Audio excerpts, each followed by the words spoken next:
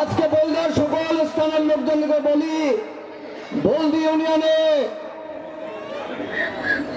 ইন্দ্রহাট থেকে শুরু করে রাজাবাড়ি থেকে চিলবাড়ি পর্যন্ত পাকা রাস্তা কারা করেছিল? আওয়ামী করেছিল, বিএনপি করেছিল। মিয়ারহাট থেকে 14 রাস্তা কে করেছিল?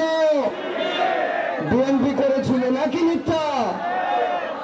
এরপরে আর একটি টকি এই 17 বছরে পড়েছে, বলদায় পড়েছে।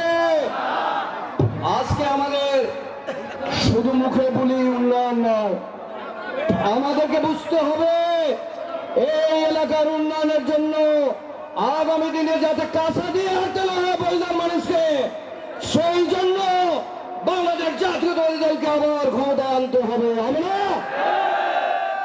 গত উপজেলা নির্বাচনে দাঁড়াবার আগে আমি আপনাদের কাছ থেকে অনুমতি নিয়েছিলাম যে আমি কি উপজেলা নির্বাচনে দাঁড়াবো। আপনারা আমাকে হ্যাঁ বলেছিলেন না? হাত তুলে দেখান, বলেছিলেন কিনা?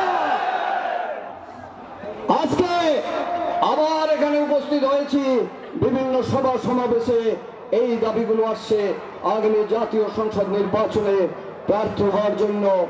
আপনাদের কাছে একটি আমি অনুরোধ জানাবো, এখানে যারা উপস্থিত আছেন আপনাদের তো একটা অনুমতি দরকার, দরকার না?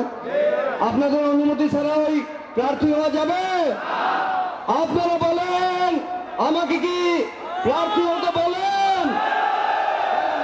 দেখান।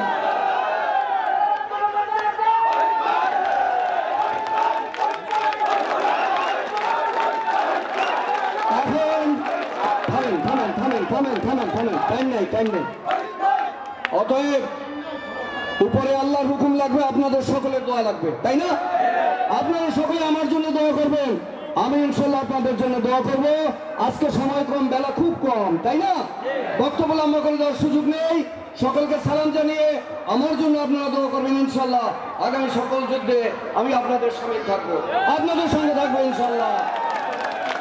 এখন আপনাদের সম্মুখে বক্তব্য রাখবেন আজকের এই অনুষ্ঠানের মধ্যমণি পিরোজপুর জেলার সম্মানিত আহ্বায়ক, কেন্দ্রীয় নির্বাহী কমিটির সদস্য